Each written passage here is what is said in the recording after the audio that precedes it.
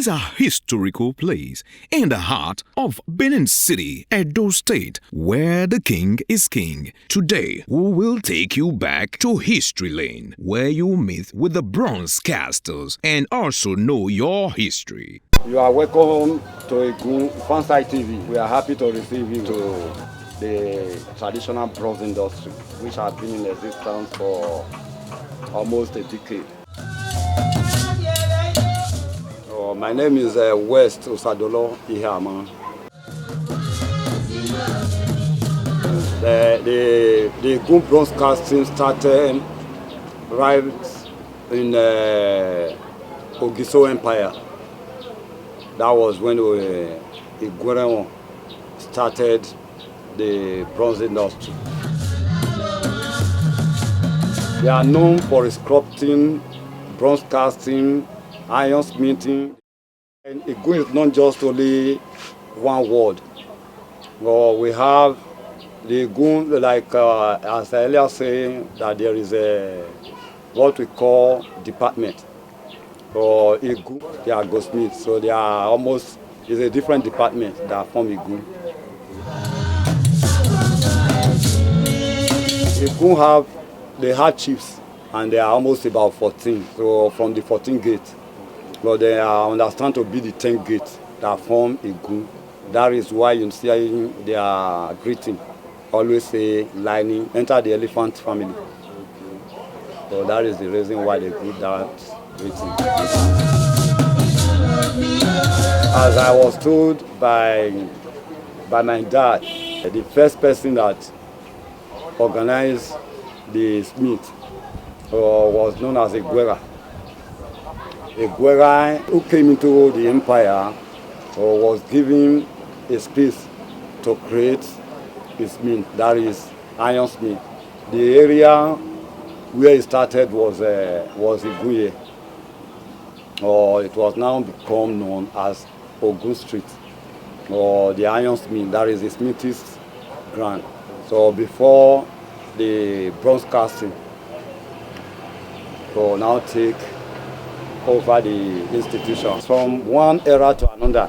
So the king, that was the sponsor, and the custodians of those casters and the brassmiths was always in support and creating any knowledgeable person that come up with creativity. And add it to the department of Igwe. But there are times they need a sculptural piece, and we might even need the iron smith.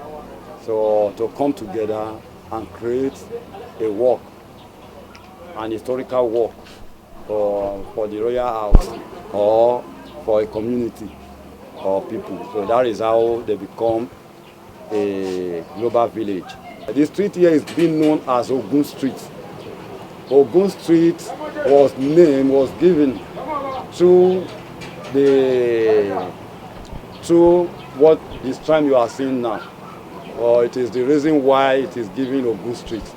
Because Ogun himself, that is Oba who owns his shrine, people who comes in, or anybody that is into art and craft, or always go through the palace, and they will initiate him into the house of Iwebu, or any department he wants to go into, or maybe into carving, into bronze casting, into weaving, or name it, or into maybe the sepulchres, all those stuff. So then we first of all go into pay their allegiance to the royal house. Then that is the place they cannot direct them into a department. Or you see some palace ward is being given to any department you want to go into. So that was where everybody begins in the kingdom. In order not to even goes across that is not to provide the history or the story being paged. So we have Uboa, there is a chief there. So, but there is only one chief among them, which is Iama, Manigu, and Inne. They are the people that is heading the department. That is, they call them Uzamani Nibia. So we have the chiefs who are into the weaver. That is like we have Ugboa, Idigunu, then we have Igunenya. So we have Igwebe, Igunebe. So all those ones you can see. Maybe you go to somewhere and we say this is Eben Street. You go there, before the advent of British. So where they now went to establish various villages and towns. So that was how the whole of them started here. The whole allegiance to the Oba, because it is the Oba that find the institution. So it is also the Oba that created this as a school of thought. As I said, SEG. So created it in form of school. They put more knowledgeable. SEG was a blacksmith, was a sculptor. Designed most of his own time. He's busy working on masterpiece and historical works. He have never even engaged in going into war or fighting battles. That is why we always give credits and great thanks to the monarch and the Enigi that stand to still uphold the industry, and also to the priests who also contribute for the uplifting of the smith and the gun industry. This is the process, the first process of the bronze casting. It's known as clay mold, red earth clay mold. It's always a kind of a clay, but it's made up of red earth. It's a process we start from before proceeding into bronze. There are a lot of processes we go through. Like what we are seeing here in this design is a deportation of Oba of Benin in 1897.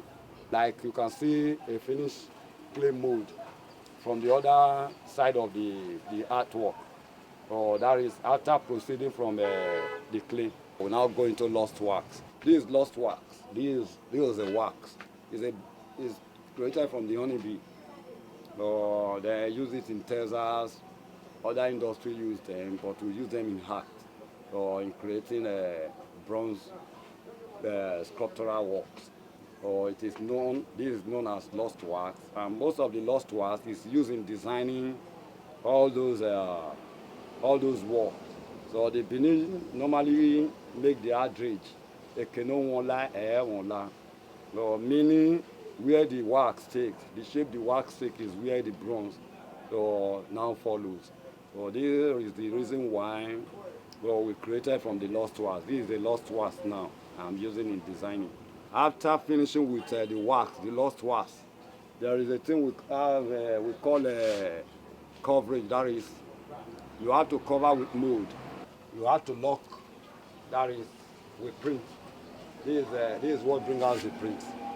Then you cover the wax with those mold. So after covering those wax with those mold, then you have to bind them with wire, because you are going into foundry. As you are going into oven, for it not to explode or maybe destroyed, so you have to use binding wire. That is the wire you are seeing around it.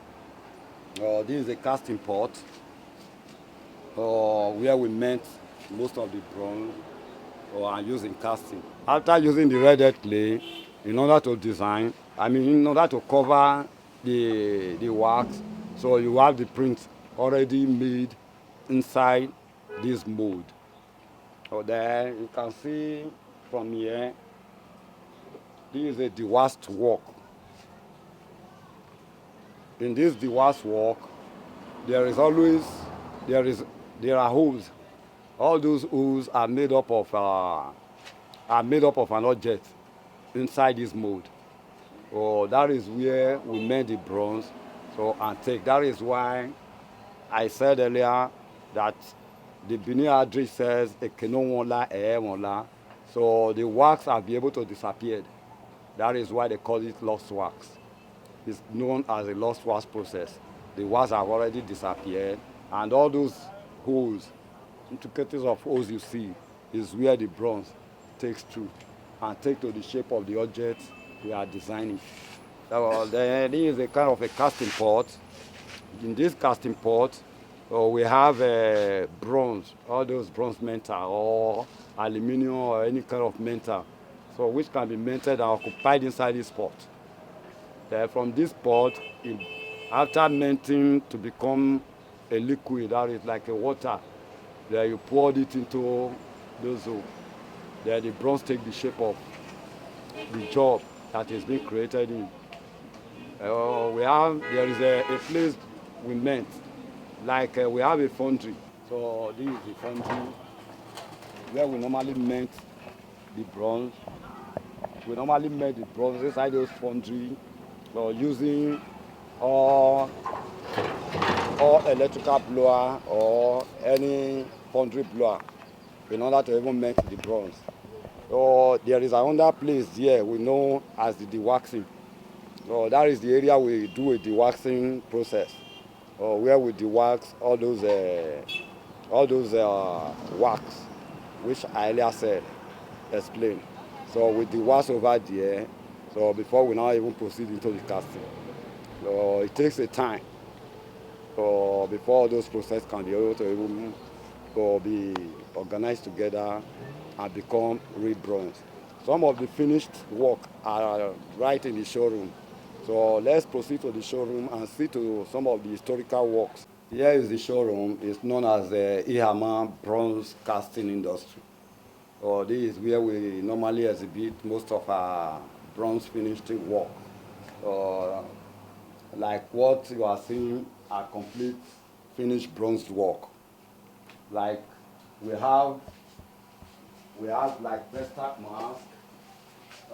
We have the Oba statue. We have some of the plaque, or the kind of plaque that were being taken by the British during 1897.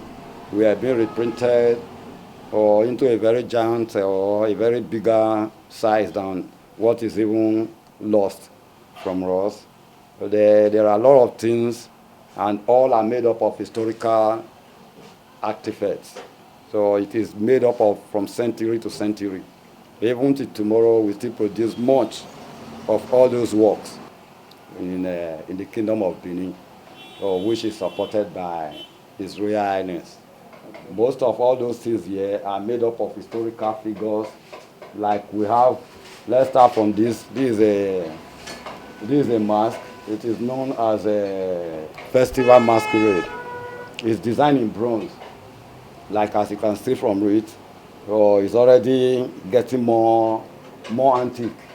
It has been designed for a very long time. We still have a figure like the figure of Oba, that is Oba Akenzwa, during one of his ceremonies. So this lay in plaque. This is Oba Esigi, because most of all those works, it was their pattern of dressing. So you can address to their ways of maybe not just the resemblance, but the artifact, that is the model of his own dressing and his own pattern and his own cultural introduction. So that makes us design most of all those things. That is how we know much of all those stories. So we still have much of others of his ceremony. So like we see this boss statue is representing just our past. That is Oba Erediawa, because he is the only person that used a direct straight crown. That is, they call it, the Benin's call it Udaha. So we still have like the statue of the wife, the queen, Esther. We have Oba Owen. This is the plaque of Oba Owen. That is the Oba, that is the father of Oba Ewari the first. He has 3 children, and he asked the 3 children to even take over the throne. We have wife Yokun and Ogun, who fought for the throne, which before the Ewari become the Oba after Waifyokun have taken some few years over the throne. This Oba Oen, which has been designed.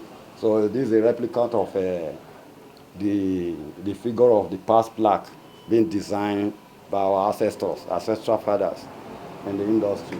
So like we have the first act mask. First act mask is Queen Idia, the mother of Obaesidi. The Benin address says Omayoku Sokbin Dia no Boku or no Onoeti Konkoro Idenju. So he always fought gallantly for his own son. That is Queen Idia. That is why she was recognized in the bronze and in the Benin much history. So there we still have another plaque. Those are two plaques. So the plaque is not yet put together. If it is put together, it is called the Trinity. There is what the Benin call a Trinity. That is Ijia, which Ijia means the three children that was initiated into the Weibo society. The night they were initiated was the night. So the bronze statue were being cast. So they were from different mother, but from one father. That is, they call them Trinity. It's called the plaque of those three children of Obaon. The three children of Obaon were made to be crowned. Then in the Weibo house, so they have to even put them into bronze. That is why the story of those three plaques. You can see their body we are being tagged. That is a tattoo, because there is what we call Iwu. That Iwu in Benin is a kind of a design to know if you are strong enough to handle the Kingdom of the Benin. So that is why if you are designing a Benin man, a real Benin man, or maybe from the royal house, so Anati Awitosi Wusoto, that is it's being drawn down. So with tattoo, that is it might even last 21 days. It might even last 40 days inside the tent built for them until the tattoo, that is until the paint goes off. So that is how those three, it's called those three were Biru Abi, so and Waifyokun and Obaewari. So they were made up of the Trinity. So that is why the plaque. So it's been separated because we are still working on it. Like we have what we call the bronze ivory statue, which contain historical artifacts. Like the bronze, like this bronze ivory contain an era of Orogwa, who will be able to conquer so many neighboring communities, including all those riverine areas. He was a great warrior which fight and captured most of the expansion. And so, we've come to the end of today's edition of this program, Tribal Heritage, on Fansitetube Africa. I am your host, my humble self, Mr. Klingsman. See you next week as we bring you another interesting episode. Stay blessed. Bye for now.